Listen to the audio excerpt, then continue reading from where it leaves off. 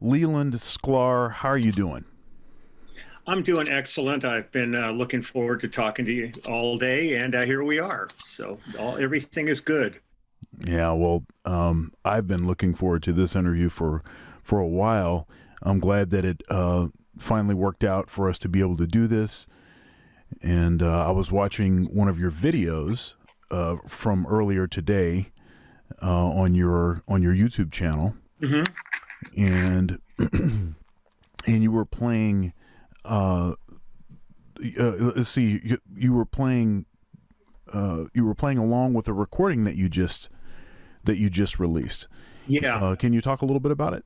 yeah. Well, to give you a little bit of a backstory on it, this is kind of how my YouTube channel started. I had no intention of doing a YouTube channel when the pandemic hit and everything disappeared kind of like a fart in a hurricane. It's you suddenly are going, what am I going to do now? I mean, I still am hungry to play and do stuff. And we had just before that come off of Phil Collins's Not Dead Yet tour. And I had some people writing to me going, man, we saw you like in Europe and in South America and stuff. And we were doing a lot of like huge, stadiums and things like that. And they said, you guys sounded great, but we missed some of the details and the bass parts and things like that. And so what I decided to do was I had our Michel Collin, who was our front of house mixer, send me one of the shows, and I loaded it into my laptop, and I've got a little Bose speaker here. I've just got this little Bose speaker Yeah. sitting next to my laptop, and I have a bass amp on the floor next to me. So what I did was I decided just to play the show one song a day in order, and mixed it so that the track was coming out of the speaker, but the bass amp was a little bit louder, so I could show all the bass parts. And I was just trying to show some guys some examples. And by the third day and the third song, people are going, "Man, we love your YouTube channel." And I'm going, "What are you talking about?" I mean, I had no clue that this was going to be a YouTube channel, and ended up just I've committed deeply to this. And I think March 23rd or 26th of last year was the first video I put up, and I've not missed a day yet. I've put a video up. I've got like 680 some videos, I think, up. And so once I got through the show, then I thought, well, this is actually fun. So I'm going to continue on. And I started pulling out like the stuff I did with Billy Cobham on Spectrum. I pulled up Jackson Browne and Linda Ronstadt and Lyle Lovett and, all these different things. And then it got to the point, though, where I thought I can't like learn a song, relearn a song every day. So I started just pulling up my discography and talking about the sessions and who was on them and listening along with people. And it's continued on. And our band, The Immediate Families album, just came out finally last Friday. So yesterday I put up one of the songs, which is our single that's out right now. And then today I did Danny Korchmar's song, Turn It Up to 10. And I'll probably do our stuff for the next couple of days, and then I'll jump into some other stuff and then get back into it. I've been wanting to do it, but I didn't want to touch anything until the album was released. And the frustrating part was we finished the album before the pandemic, and it was supposed to be out in November of last year. And it just seemed like a complete waste of time to put it out when you couldn't do anything to promote or do anything. So right now we've got a whole lot of energy behind it. And Denny Tedesco, who did the Wrecking Crew movie, is doing a documentary film about us, which is pretty close to being completed, which will be out in the first quarter of next year. So, lots of things going on, but, it's fun with the stuff and showing the bass parts because there's it just gives the players out there a chance to really hear detail, which otherwise they might not be able to grab onto. It makes me the center of attention. Hey, right. And the bass player should be the center of attention. Yeah. Come on. So you play what do you play? So my first instrument is saxophone, and that's the Okay. instrument that I so the Dr. Thunder thing, I actually do have a doctorate. It's in saxophone performance. Oh, great. Because I saw the picture and I assumed that that was probably, Yeah, right. you got instruments behind you there. So, yeah, so I tell folks, I guess I'm what you call a multi-instrumentalist, but people seem to be unduly enamored by that. I'm a multi-instrumentalist because I want to work. Yeah. And so it's a solution to a problem. Yeah. And usually when people ask me what I play, I just say saxophone because it turns into weird conversations. Because I don't really want attention for playing a bunch of instruments. I just want the work. Yeah. So if you're going to hire me, then let's talk. Yeah. And and I tell my students, if you play saxophone, that means you play flute and clarinet also. If you want to play in musicals, if you want to play in big bands, I've been blessed and fortunate to tour with the Basie Band, and I play with a band in Columbus called the Columbus Jazz Orchestra, which is under the direction of Byron Stripling. And I've got my own band called Dr. Thunder Quartet, and mostly, I play saxophone and flute in that band.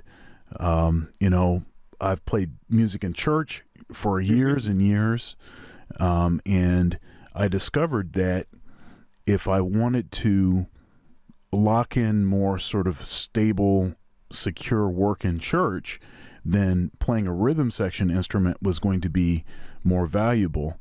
Yeah. And so in about 2005, I started playing bass, and I started playing bass because I went to a Victor Wooten masterclass, and after the masterclass, I went straight to the music store and bought a bass. So that's you certainly went to the brilliant well, right. To draw from. Victor. Yeah. Every time I see Victor, I kind of think he's proof positive that aliens have fathered children on this planet. He's an otherworldly.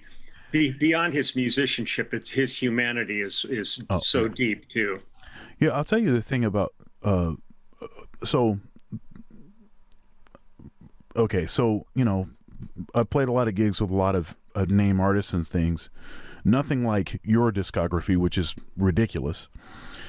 But one thing that I've noticed is that it seems to be the case that disproportionately the star is a jerk. But okay, all right. And so when you find someone like Victor, or someone like yourself that are good people, that are not full of themselves and act like you're bothering them. Like, I mean, you started out this interview saying that were looking forward to having a conversation with me, and that means a lot to me, but it also says something about who you are as a person. And I think ultimately that's more important than what it is that we can do. But Victor is we'll put this together. Yeah. It's a brother and sisterhood that I cherish every day. So we're in the middle of this pandemic. Well, maybe we're towards the end of it. I don't know what's happening. Let's hope. God, let's hope. But and I started this interview series about the same time you started your YouTube channel. So I want to say end of March, the end of March, that same year you're talking, was my first interview. And this is episode 160. Great. And so it's been something to kind of keep my wits about me. It has been a real saving grace because you know, I love playing music. I love being on. Thank you so much for watching my video so far. If you'd like to support, there are several ways to do so below. Also, likes are free. Please comment, share, and subscribe. Now back to the video. I love playing music. I love being on a stage and playing for an audience. But I love talking to my friends. Yeah, especially really during the early periods before there was any vaccines, and everybody was really isolated. If Right. they had half a brain in their head, they were not out hanging with people. And we're really so fortunate to live in a time where this medium allowed us to be able to connect with each other, to have things like Zoom and different digital formats to be able, or even back to going to Skype and FaceTime and things like that, where you didn't feel so completely isolated from everything. It's been great for that. Yeah, and it's like a luxury to be able to complain about looking at a screen interfacing with folks. That's Oh yeah, as people always sillily say, first world problems. right. First world Yeah, I sit here looking at things like this, and you sort of whine about them, and then you kind of go, let's see, I could be living in Haiti right now, or I could be in Afghanistan, or there's a million other things that are really true terrible things and issues people are dealing with, and sometimes we find ourselves sitting here going, oh man, I got a crappy connection, my internet's not working, kind of okay. Yeah. Oh, I got to go to another one of these meetings, with the windows on the screen. Well, at least you don't have to wear pants, right? That's like. Oh, I don't have him on right now. Yeah, right. That's the running joke. I don't know. I have to go through all of the interviews I've done and count up how many times that joke has been made. Probably half of them by me. So talk to us about young Leland, growing up and being exposed to music, maybe some early mentors, and kind of what really made you know that this is something that you wanted to spend your life devoted to. Sure. When I was a little kid, about 4 years old, my parents used to watch the pianist Liberace had a TV show when I was a kid, and they would watch it. I was fortunate to grow up in a household. I mean, my mom dabbled a bit on piano, and my dad knew just enough saxophone to make me cry. It's just kind of honking away. But it wasn't a performance household, but it was an incredibly musical household. My parents had a really extensive music collection, from classical to jazz to, things like Martin Denny and almost, like tiki music and all kinds of stuff. They were very eclectic. And so I would kind of sit with them and watch the Liberace show. And we had a piano in the house, and I was completely enamored with it. And by the time I was 5, I was studying piano. I started plunking around on it, and I had a kind of a natural affinity towards it. So I started studying classical when I was 5, and by the time had just turned 8, I won some awards from the Hollywood Bowl Association for, accomplished young pianist and things like that. But when I was 12 and went into junior high school, I kind of, it's that thing where you've been doing nothing but recitals and working. So I had been, studying piano diligently. And when I got into junior high school, I assumed that I would be the piano player. But it turns out that there was probably about 50 kids that played piano. And the music teacher said, look, we need somebody to play string bass. And he pulled this old K upright, beautiful blonde, probably plywood upright out. And he set it into my hands, showed me how to hold it. And I plucked one note and I just said, sold. That vibration ran through me. I just went, Yeah. And my music teacher, his name was Ted Lynn. And I was very fortunate that a few years back, I got to reconnect with him before he passed away. And we spent some time together, and I reflected on how much he meant to me in my career. I think he's still probably the most important person in my musical journey.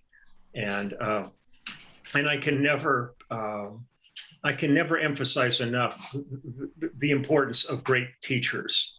I mean, that is just a whole, you connect with one or a couple of great teachers and it can change your life. And he certainly changed mine.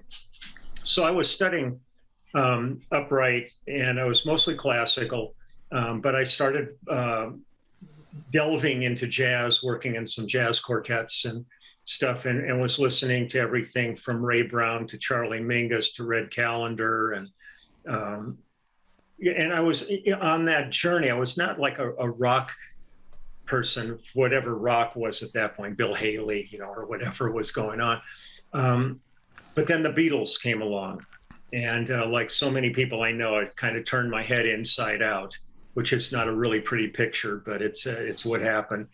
And I started playing in bands that were going down that path, and it was really difficult because guys had electric guitars and drums, and I'm sitting with an upright, and there wasn't any real miking at that point that we had available to us. I mean, there's a lot of really excellent pickups available now for upright where you can have an amp in it, but you find yourself just kind of bleeding all over the instrument, pounding away. So my dad took me, there was a music store that was in the Musicians Union at that time called Stein on Vine, because the Musicians Union was on Vine Street, and bought me a St. George, a Melody bass and a St. George amp. And that was my first kind of venture into electric. And it took me a little while to wrap my head around, the difference of playing an upright bass to an electric bass. But it certainly made my life easier. And I just went for it. And during this was probably the late around 1960 was when I started thinking in this direction. And then the Beatles really turned it around. But during the whole rest of the 60s, I was sometimes in 4 bands at a time. I was always wanting to play and get better, and listening to everything from, McCartney was a huge influence, the melodic playing and his creative process. And, a lot of the guys, like Jack Bruce, I was a big Cream fan. I loved Hendrix, but I also was not knowing who Jamerson was, or Bob Babbitt or any of these guys, but I was completely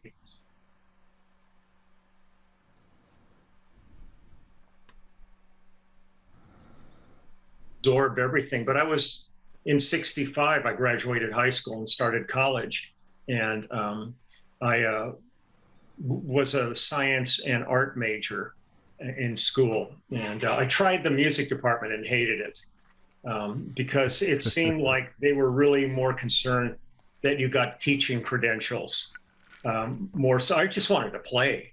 Yeah. So I did that. And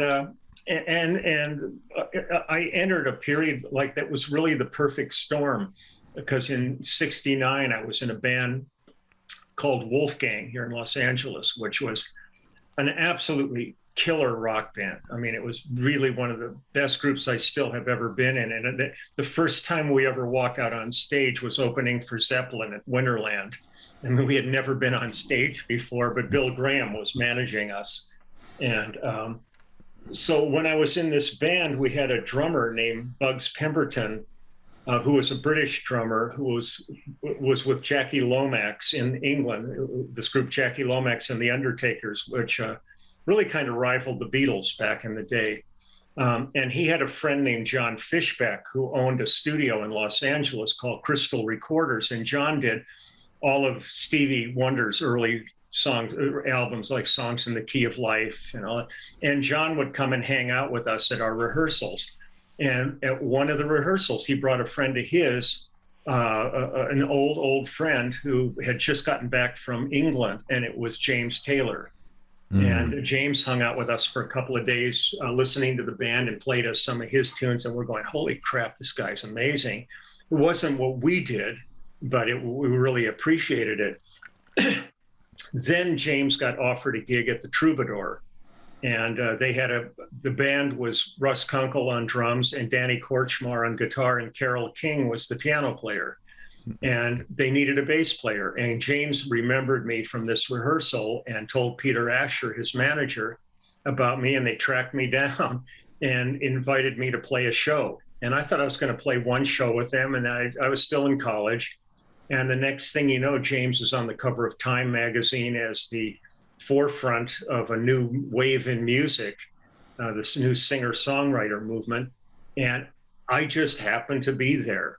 You know, it's one of these things that people say, man, I want to do what you did. How can I do? And I go, I have no idea really how I got here. It was a set of circumstances that had James never come to that rehearsal, I might have gone on to be like a technical illustrator, which was kind of some of the stuff I was studying in college. So it was like this perfect storm that happened. And I was fortunate that I met James, and I was fortunate that when the opportunity came, I had the goods, because I could have easily just been, you know, kind of just a mediocre player playing in a rock band, and it would have left no impression on him, but it obviously had left an impression on him. And so, yeah, and Bob's your uncle, as the old saying goes, you know, you just kind of, I went with it. And then we got offered a month-long tour, and I left college, never told anybody I was leaving or anything like that, just hit the road. And that gig turned into the rest of my life, you know. Yeah, that's amazing. Yeah. You know, something that I talk to my students about frequently is just this idea of being prepared, you know. And if a, you know, I did this presentation, panel discussion called "The Power of Yes: Developing Skills for a Career as a Professional Musician or in the Music Industry." And see, the thing is that if you say yes, even if you have questions about it, it always potentially can turn into something. Yeah. But when you say no, you know what you got. Yeah. You got nothing. Yeah. But the thing is that in order to be able to say yes, you have to be, I mean, you got to be able to play. I mean, you have to have a skill set that allows you to be able to say yes. You don't want to show up and fall flat on your face. Yeah. So you got to be able to play. And these kind of situations, you don't know when they're going to happen. And so you got to be ready for it. Mm-hmm. You were ready. Yeah, it was a very fortunate set of circumstances, but I totally agree with what you said there. I tell people all the time, I said, unless my gut told me this is really going to suck, this is not going to be good, I never say no to anything, because you never know when you show up, like for an album project. It may not be a great album, but there might be somebody you meet on the date that you go, God, we got to work together more. You know, I found especially drummers that I've met in all the years that nobody knew about. And I was telling people, call this guy. He's amazing. And their careers took off. Different, you know, the circumstances are different every time. And unless you commit to going in and saying yes and going for it, you'll never know those things. I remember Hal Blaine told me once years ago, he said when he first started, a producer said to him, "Now you can also play all percussion instruments, can you?" And he said, "Oh, absolutely. Yeah, oh, great." And he said he had never played a percussion instrument before. He ran out and bought a whole bunch of crap and just sat home playing with it. And he came in, and also maybe because of his certain level of naivete of the instrument, did some cool things that were unexpected. But he said, if I'd have said no, it's like, I know people that are actors that, you know, they get asked, so you can ride a horse, can't you? they don't want to lose this gig. So they say, oh yeah. And they're scared shitless of horses, you know, like, you get around it, you figure it out.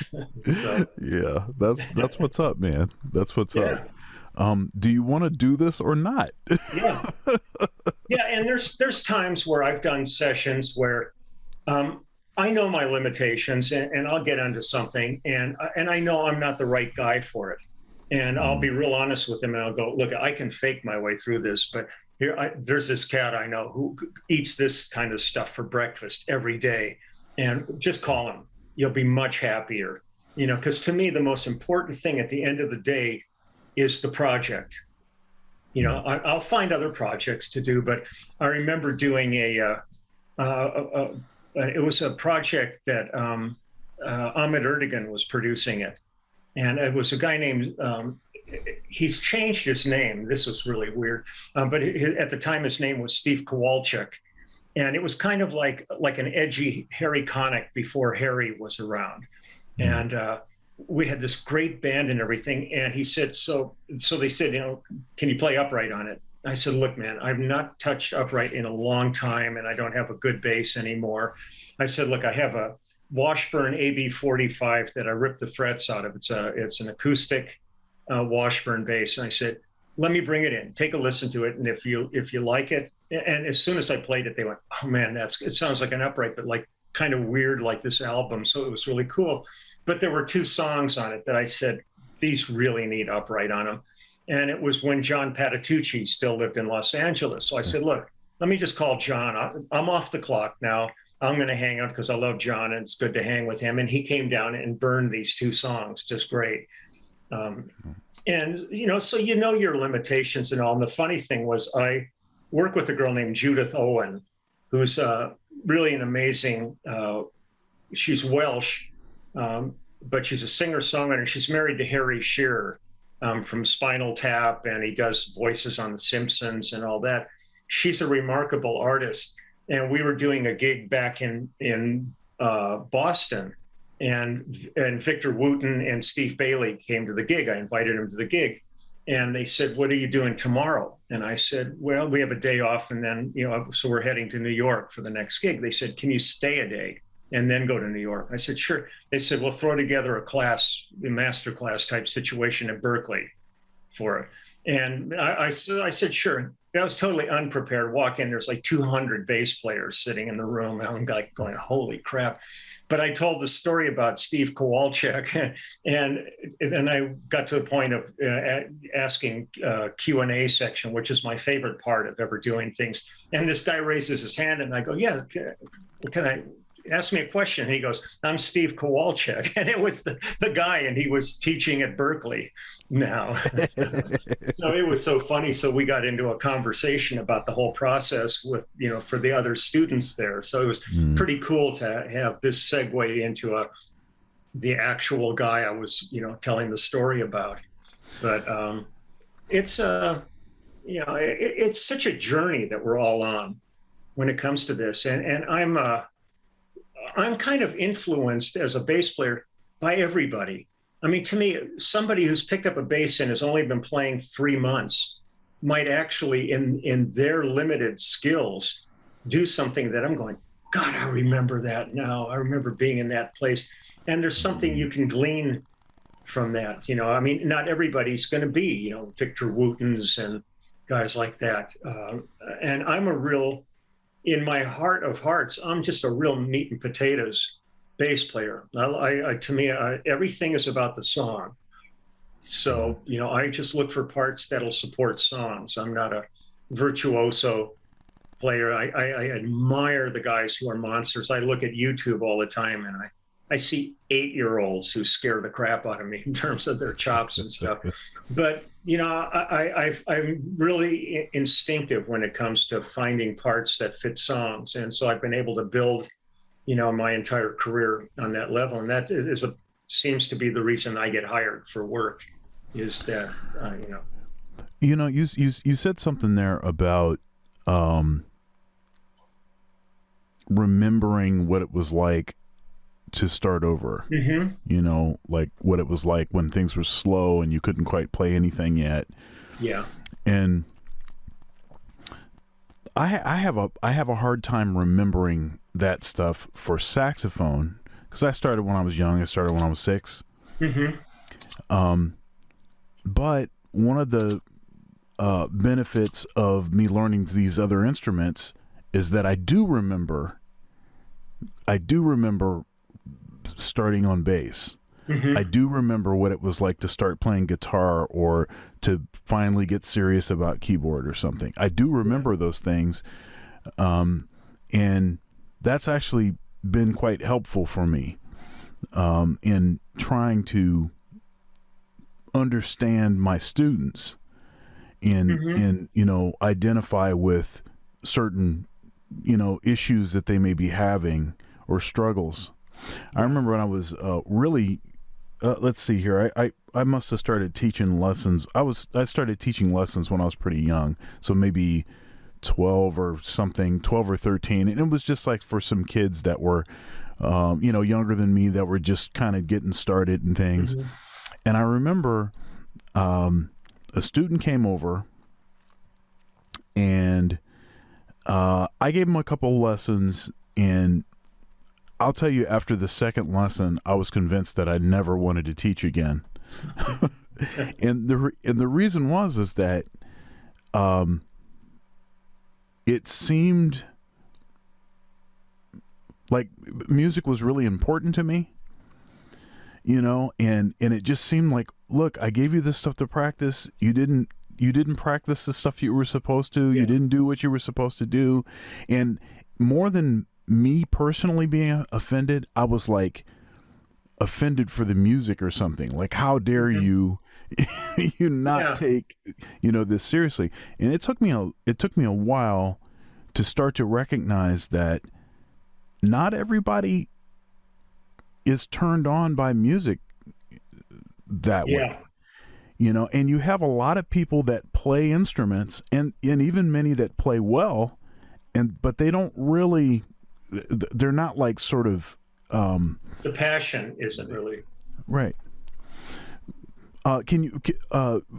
You obviously have a great deal of this passion for this music. Could you say something for maybe for young people or just people in general about cultivating passion? Well, I think, first off, before you're even thinking about playing, I think you have to just be in love with music, regardless if you're ever going to play or not, but to listen to music and not treat it. This is sort of sad. We've come to a time now where people aren't hearing music the way music was meant to be heard. They're distracted. They're just wearing earbuds and they're listening in their phone. And they're not sitting in front of speakers and feeling sound pressure in a room and devoting the time there to music. Music's like wallpaper at this point. You're busy doing other things and you've just got this going on as a distraction. But I would say, to people, just try to spend time really just focusing on music. Find something you like. You don't have to like every kind of music. Somebody may, just only love classical and they put down, hip hop or country or something like that. That's their prerogative because the arts are subjective. So not everybody's going to love everything, but I think find things that really, when you close your eyes, it's transcendent. It takes you to another place. And then if you choose to play, you try to take that feeling with you to your instrument. And, but you've got to love it first before you can really do anything. I know, like you were saying, I've known great players, guys that are technically great players, but there's something cold in their playing, where they're hitting all the notes and everything, but there's just something missing. And then you find somebody who maybe isn't quite technically as proficient as them, and you're weeping because they're touching your heart. And that's the place I think it's important to get to. It's really having that's where the passion comes to it. To me, it's all about here. This is a technical skill that you can learn, but to really touch the heart and soul is another thing. And I find this where people say to me, and they go, God, I've heard people play that song before, but I never heard it that way. yet you're really basically playing the same thing, but all of a sudden you or the people you're working with, the collaboration you have, has taken it to a whole other space for them. And and it's nebulous. I mean, this is the hard part of doing these kind of conversations when we're talking music, because music really is pretty ethereal. I mean, there's a technical side to music of learning all of the technical skills, but when you really start playing and suddenly your eyes are closed and you're in this other space, that's what to me, what you strive for is that level of involvement in it, where it's really transcends the technical and you're in this really passionate place. It reminds me a little bit of that of a couple scenes in the Soul movie. I haven't seen that. I heard it's great. Yeah, you know, I think it is a really good movie, and I think it's about the closest depiction to what a musician, I think, really feels like, and some of the pretty common struggles that musicians have. Now, having said that,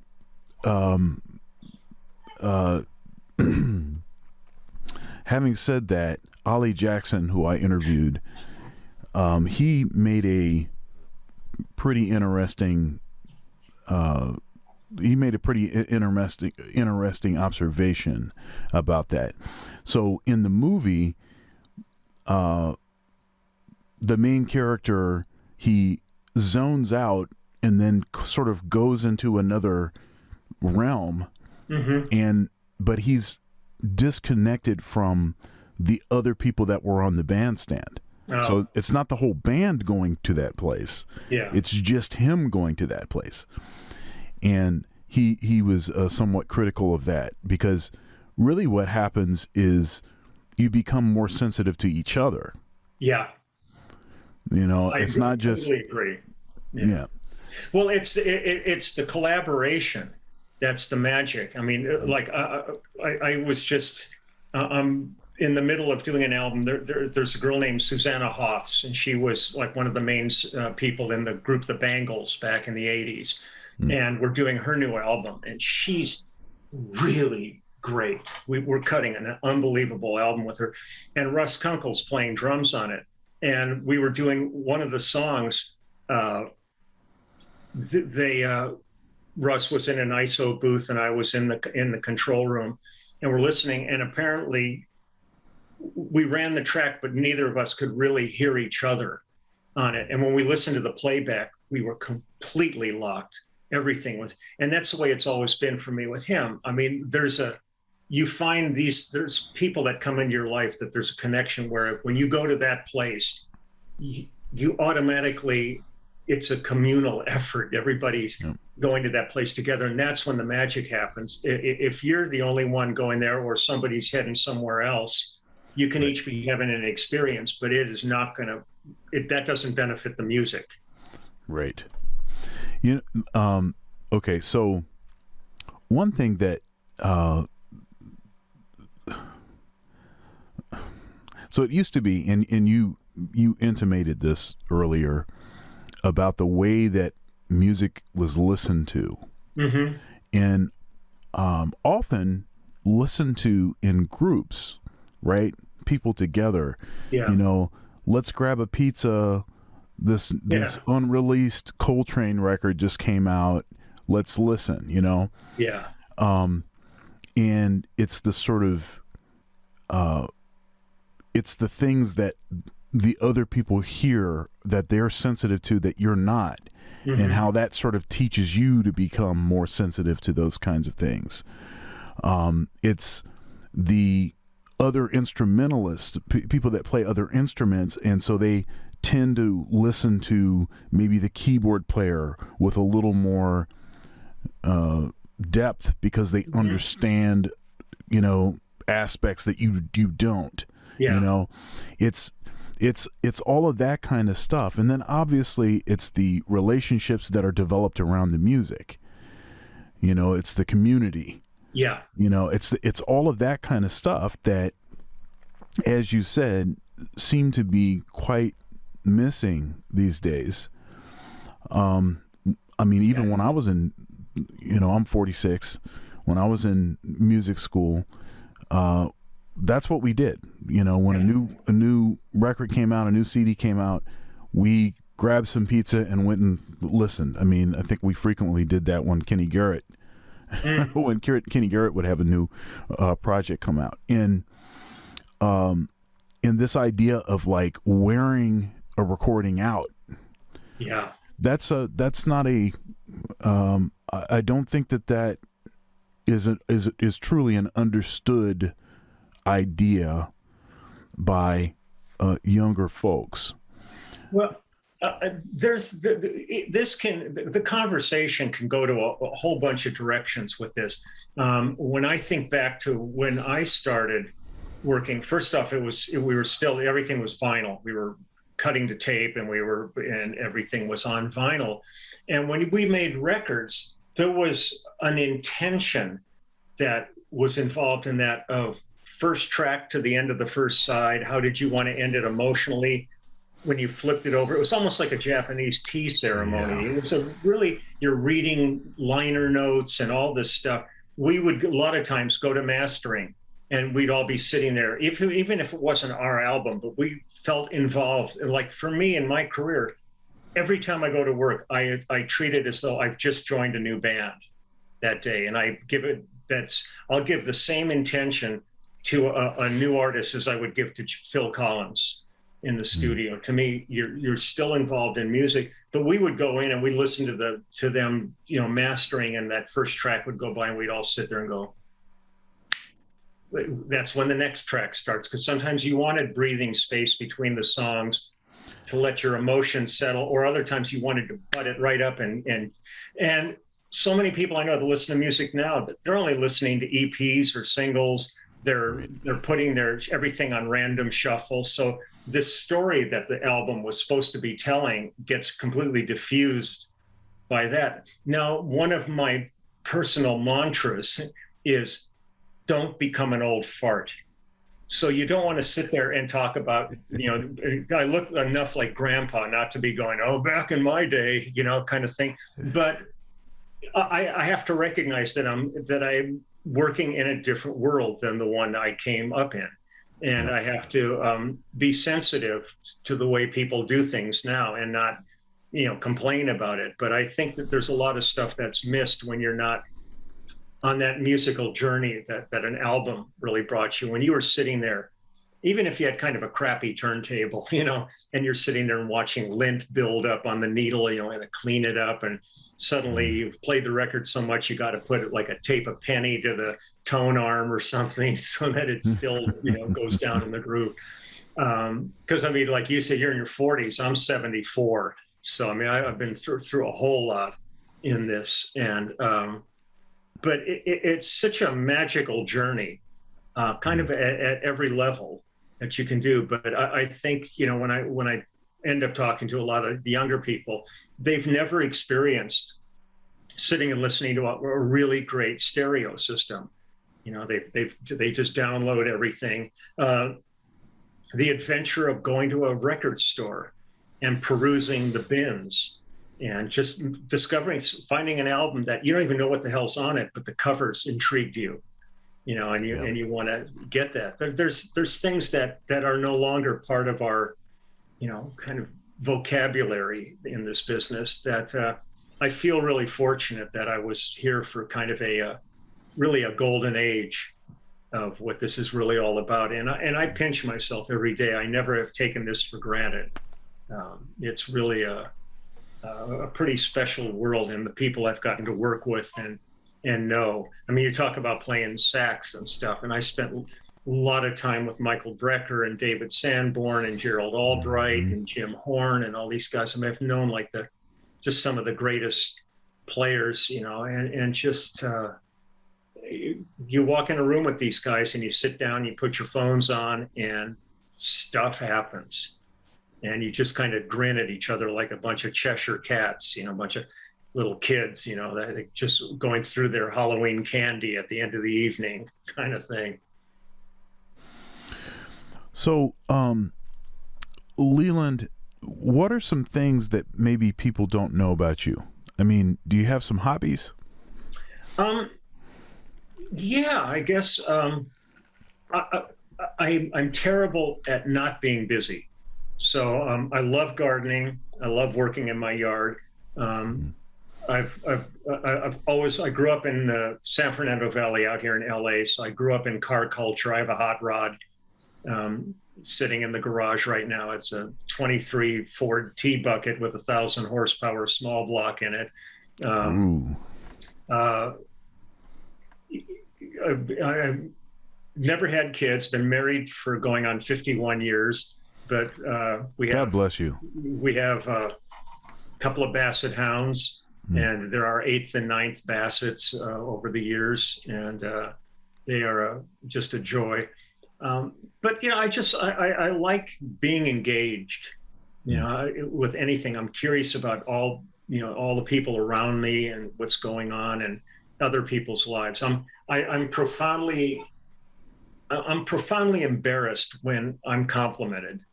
I've never been comfortable. I understand my history, but I don't think about it. And so when people start, really laying it into you about, oh man, you're like the fabric of my lives, all the stuff you play, I find myself a little uncomfortable looking like some way to divert the conversation into something else. I feel very fortunate that I've had the opportunities I've had, because I know so many great players that are just as deserved, but they just weren't in the right place at the right time, or maybe they got called for something and just it wasn't a good day for them. And the hard part of this business is word gets out quick if you're not good, or you suck at something like that. And because this is really all about relationships and connections. I've never had a manager or anything like that. I've done totally everything on my own, and it becomes word of mouth. And people, I'll tell you that one of the pivotal things in my career was when I started working with James Taylor. He was produced and managed by Peter Asher, who was a member of Peter and Gordon back in the English Invasion days, and they had huge hit records all over the world. When we did James's record, he insisted that our names appear on the album. And up to that point, all the Wrecking Crew people and that group out of the late 50s through the 60s, their names were never on records. So when people were listening to the Mamas and the Papas and the Association and Frank Sinatra and all these different people, the Tijuana Brass, it was the same players playing on all that stuff. And people didn't know that. So when Peter put our names on it, and it was the beginning of this new wave of singer-songwriter, people could look at James's record and they would see our names on the back of it, and they go, well, hell, if it's good enough for James, let's find these guys and have them do our record. And suddenly we were doing Jackson Browne and Linda Ronstadt and all this stuff that came out of the West Coast during that period, developing this whole new style of music. Now, the fortunate thing for me beyond that was all the years I had studied classical piano. When I finally got into the studio and started working, I had reading chops, which most of the guys didn't.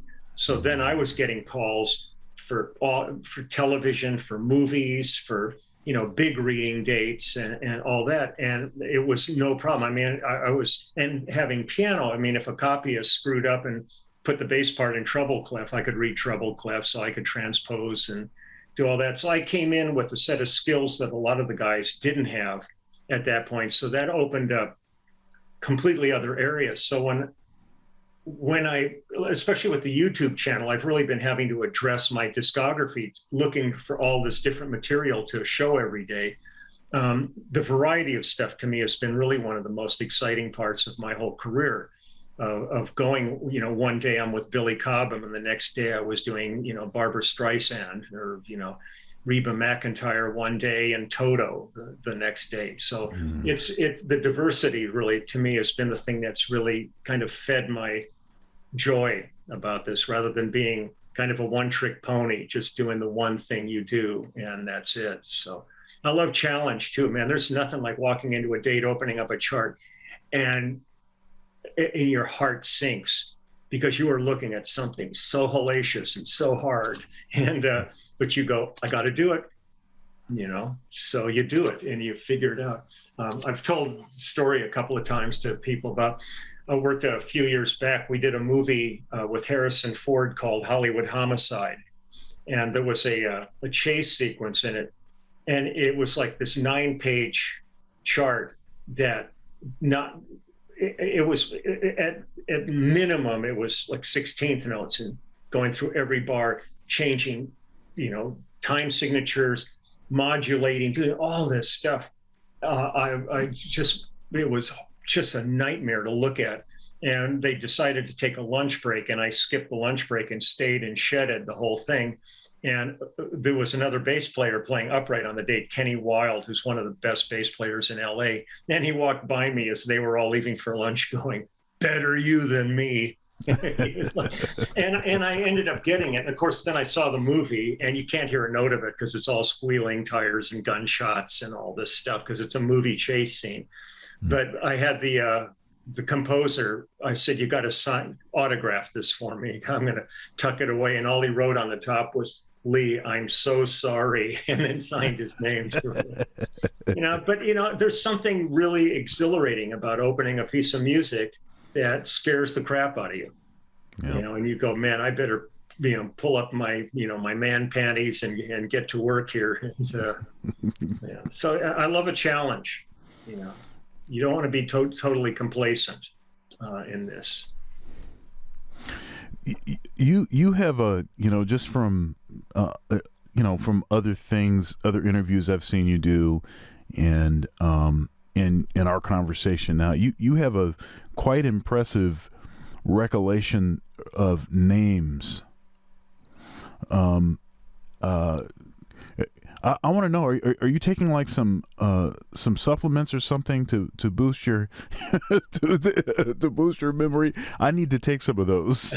No, you know, I mean, there's times where I really find myself struggling to remember certain things, but when I start to get into the zone about things, well, I'll tell you, and this isn't patting myself on the back or anything like this, but the fortunate thing for me was in the entire time I've been in this business, I never drank. I never did any drugs. Never done anything like that. So a lot of people are afraid to be around me because I remember things they've desperately tried to forget or can't remember, and they don't want to be reminded of. So you know, it can be kind of scary for them because they go, don't mention that night, you know.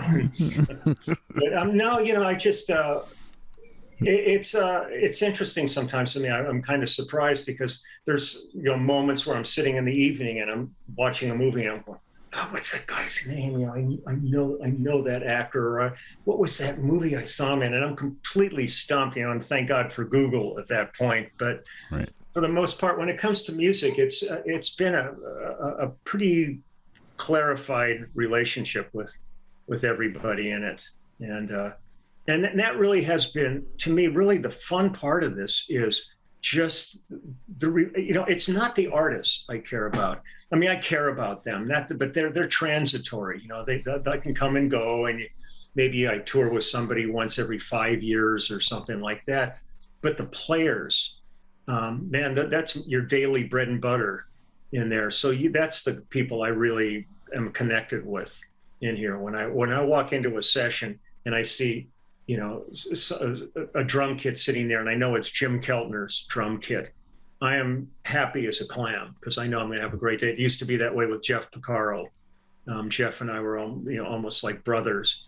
And every time I walk in the studio and I would see his stuff sitting there, I would just go, oh God, it's going to be good, regardless of who the artist was or anything like that. You know, it's that brother and sisterhood of the musicians that are, you know, pretty amazing.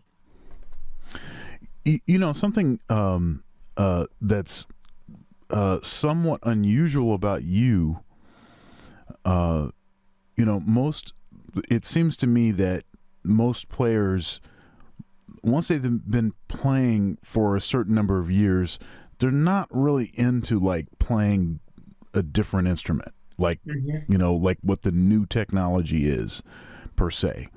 Yeah. And of course, that video I saw of yours earlier today, you're playing a Dingwall, multi-scale instrument.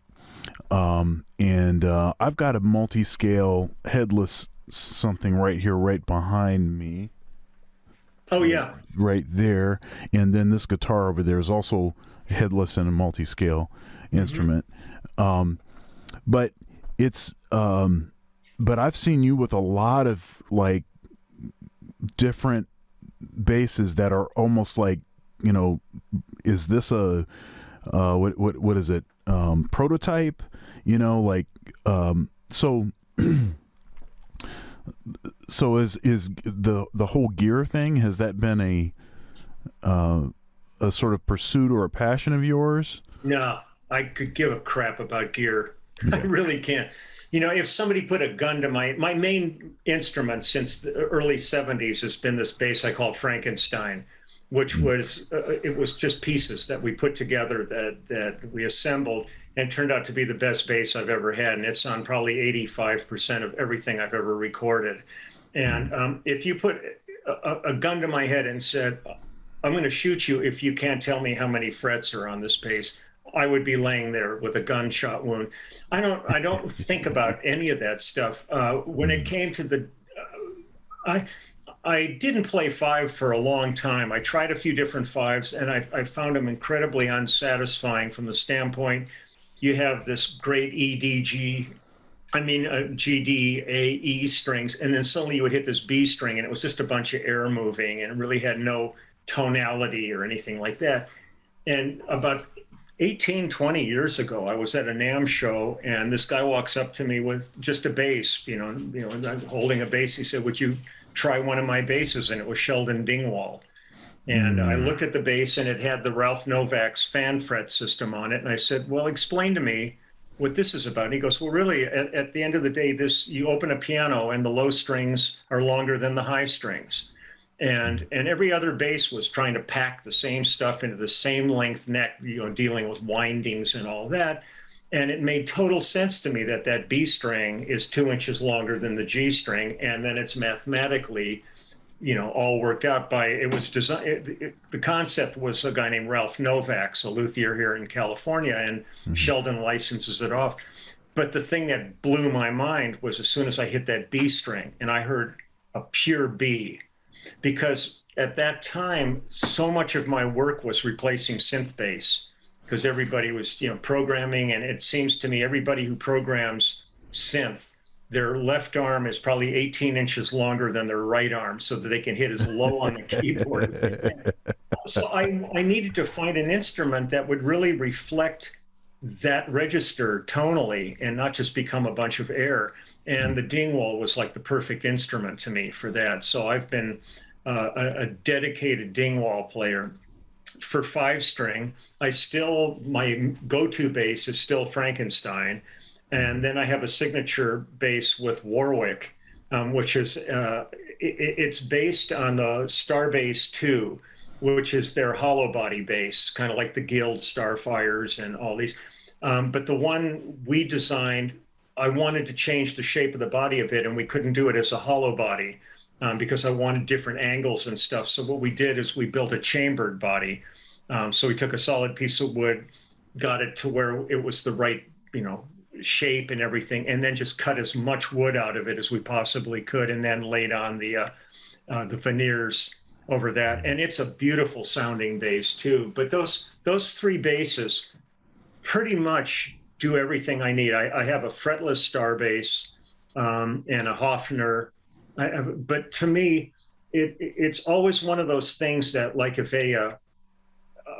like a plumber or an electrician comes to your house and they start working, and you look down in their toolbox and they might have a Makita tool, a Ryobi, you know, Milwaukee, you know, a Craftsman.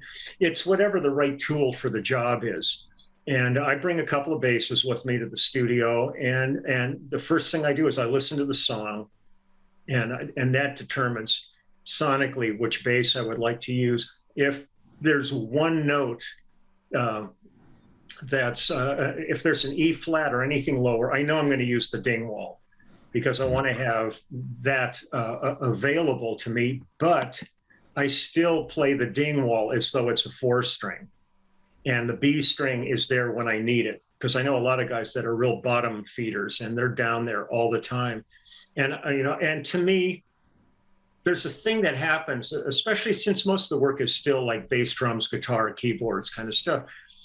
If you're really spending a lot of time on the very low end of a bass, doing all really low notes, it actually sounds thinner with the guitar to me than if you were playing a 4-string, because you've created kind of a sonic hole between you. Right. Where if you're playing a 4-string, you're tight underneath the guitar and it's really fat and punchy. And when I'm on tour, I tend, like on the Phil Collins tour we did, the last tour we did, I brought 2 Dingwalls with me on the tour. They were redundant, so if anything happened to one, I had another one. But I never change instruments during the show. I'll change how I'm playing to get different tonalities, but I figure if there's one note in the show that requires a 5-string, I'll play 5 for the whole show. I'm not going to change.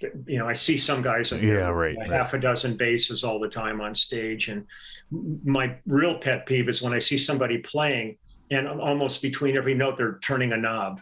I'm going, find a sound that works for you and play. Don't sit there playing with the knobs on it. I would be thrilled if I could encapsulate my whole thing and not have any knobs on the instrument, or maybe just a volume and that's it. Because even with all the parameters that the Dingwall affords you, there's one sound I really like on it, and that's pretty much what I use all the time. And then everything else becomes hand placement.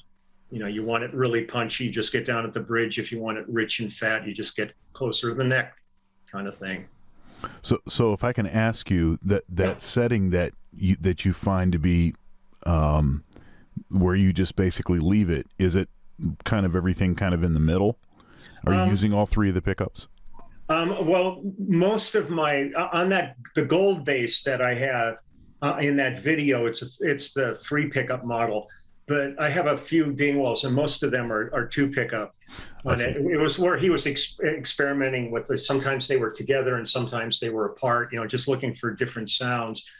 There's like a 4-setting switch on them, and I put it on the setting that is everything full up on it. I'm not favoring one pickup or the other.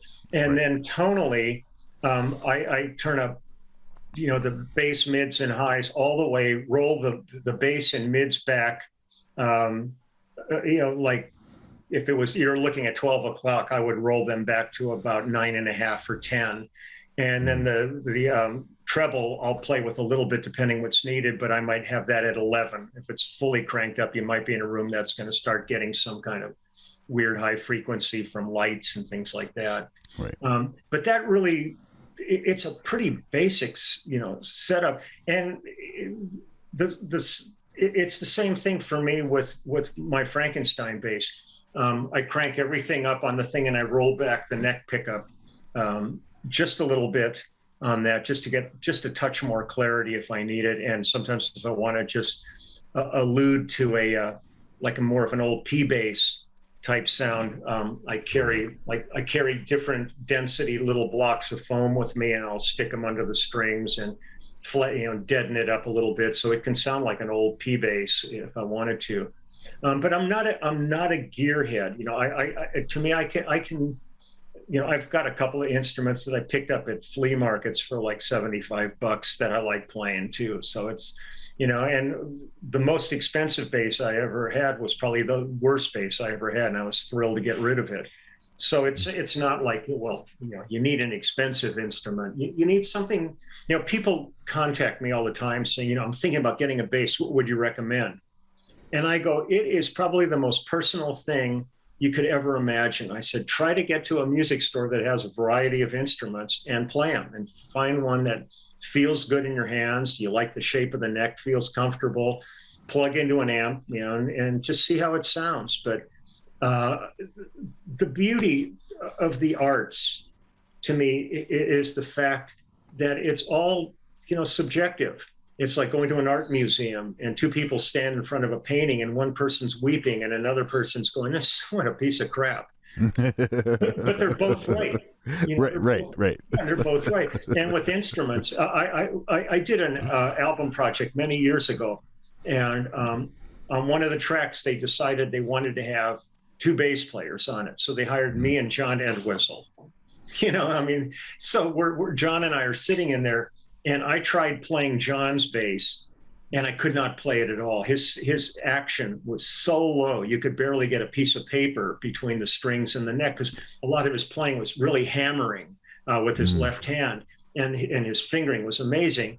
So I just went, man, how do you do this? And then he played my bass, and he said, how the hell can you play this thing? Because I came from upright, so I have a pretty high action on all my basses. And we just sort of looked at each other and laughed. I mean, here we are. Neither of us could play the other guy's instrument. And they were both great instruments, but it's what you want, what serves your purposes. And actually, one of the most embarrassing moments I ever felt was a number of years back. Bass Player magazine would do Bass Player Live, and they would they would give away Lifetime Achievement Awards. They would do 2 every year. And so one year they gave myself and Tony Levin both Lifetime Achievements Awards. And at the end of those evenings, they always have like this big jam that looks like a bodybuilding contest. And, you know, everybody's having a pose off kind of thing, which to me is like the worst thing I could ever be asked to do. I hate that so much. But Steve Bailey was going, at least come up and start Stratus, just play Stratus, and then we'll take it from there. So but I didn't bring a bass with me, and the only bass they could find for me was Stu Ham's bass. And his action was like Entwistle's. It was because he does really all this stuff, you know, and he's an amazing bass player, but the bass really works in his hands. And I'm up there trying to go do do do do do do, and I'm going bing, bing, bing, bing, bing, bing, bing. I could not get. I'm sitting here going, I just got a Lifetime Achievement Award, and I sound like a chimpanzee that just found a bass and it's flogging it, you know, up here on stage. I was like, just get me out of here. I just was so pissed off. Well, you know, I'm sorry, but I think for mere mortals like the rest of us, it's nice to know that that you've had some embarrassing moments also. Oh, absolutely. I mean, we're living in this world. There's always going to be something like that. The main thing is just to walk away from them, just kind of, you know, smiling, going, wow, that was a trip, you know, and not freaking out about things and getting all wound up over it. You know, man, life's too short for that. You know, just try to, you know, just dig every day and enjoy as much of it as you can. The pendulum's always swinging back and forth, and you're going to have bad days and you're going to have amazing days, and then you're going to have the stuff in the middle. So you just try to go with it, you know? Okay. So I'm going to ask you a practicing question. Sure. So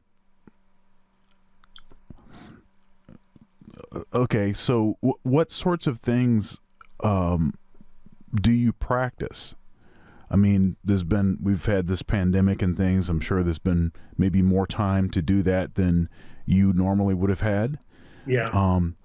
I'm just curious what kinds of things that you're getting after. Well, for me, I've never been a person that sits like and practices scales and works on the technical side of it. The main thing I was really trying to maintain during the pandemic was keeping my calluses, you know, and just sort of keeping my chops up. And one of the things that I really enjoy doing just for relaxation, sometimes I'll go up, you know, before I go to bed.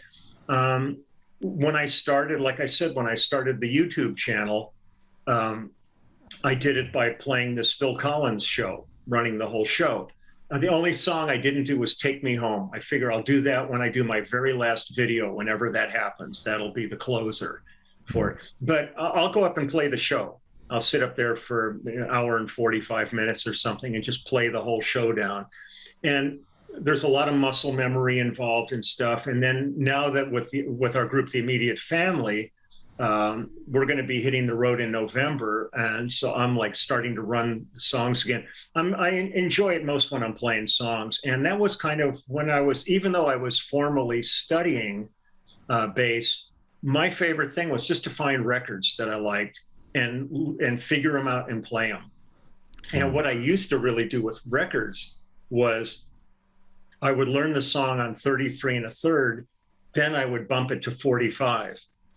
And the song would be so much faster in a new key, and I would learn it in that, at that tempo. And then I would go back to 33 1/3, and suddenly I had cavernous spaces that I could listen to and enjoy.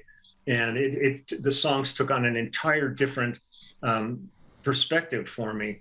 But at this point, you know, I try to play something every day if I can, just to keep my chops up. The thing that was shocking to me was when everybody finally had all their shots and we got to form our bubble and started rehearsing again, suddenly I realized I had been sitting in a chair playing for a year and a half. Suddenly I'm standing up, the bass is in a different position, my arm's in a different position. I was going, wow, this is really weird. I never even thought about this before, because I'm used to, you know, going back and forth in the studio. You're sitting down, and when you're gigging, you're standing up, and all of a sudden there was no gigging.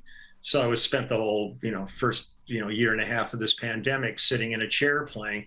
So suddenly you're standing up and the bass is different, complete position and stuff like that. So it was it caught me off guard.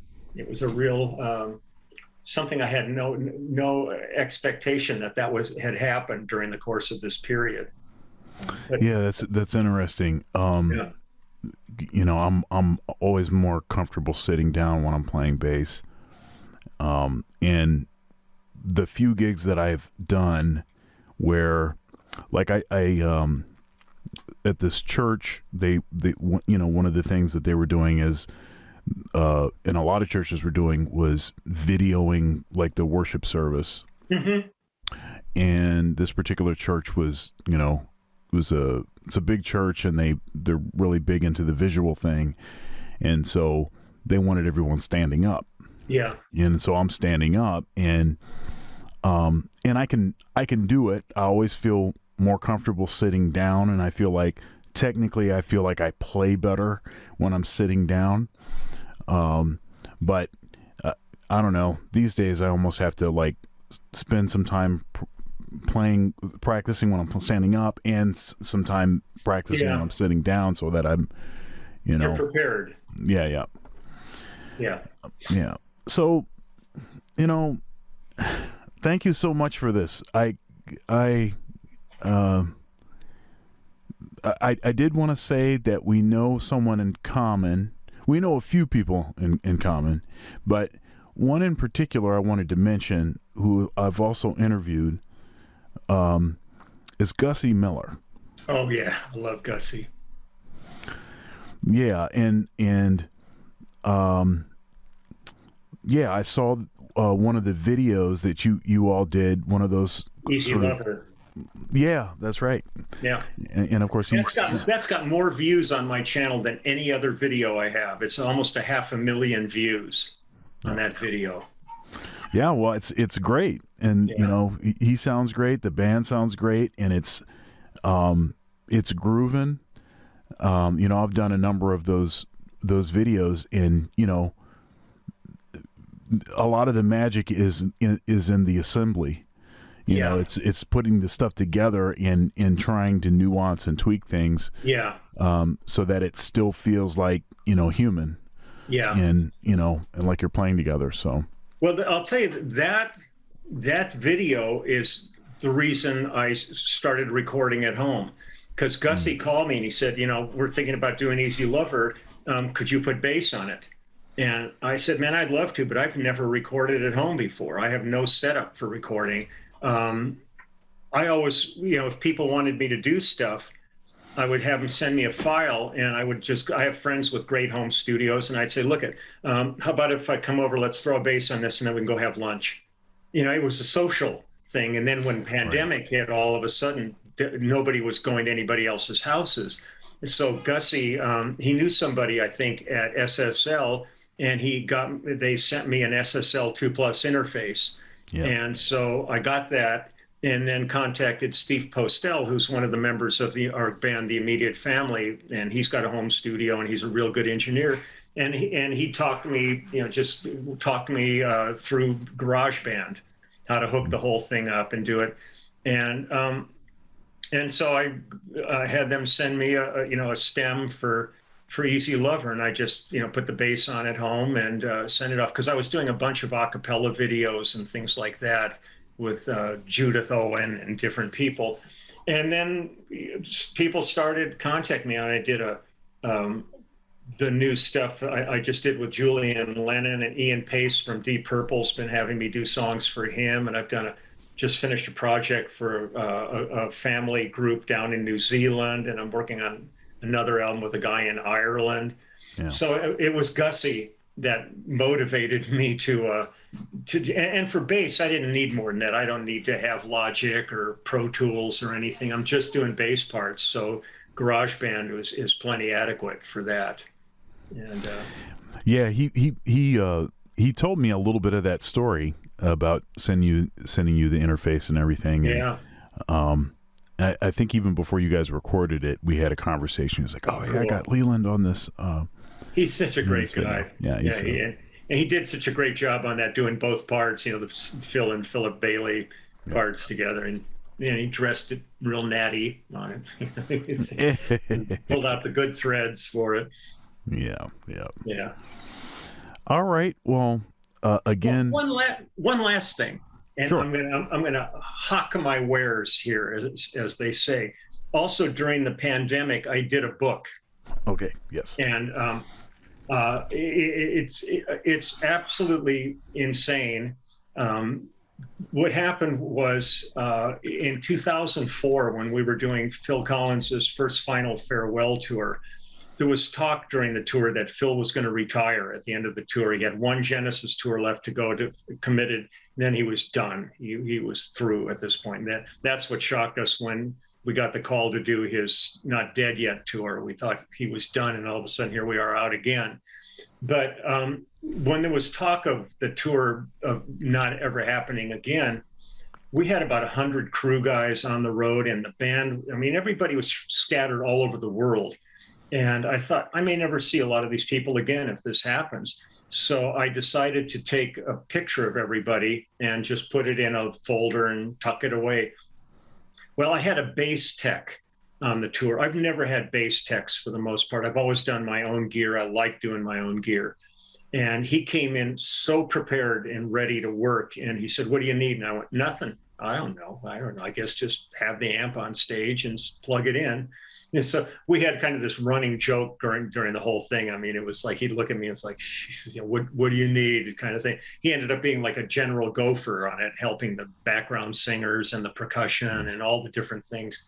So as luck would have it, the first guy I walked up to at the end of the tour, his name was Steve Winstead. He was sitting at his laptop working. And I said, "Hey, Steve, give me a smile." Without breaking stride, he's typing away. He just goes.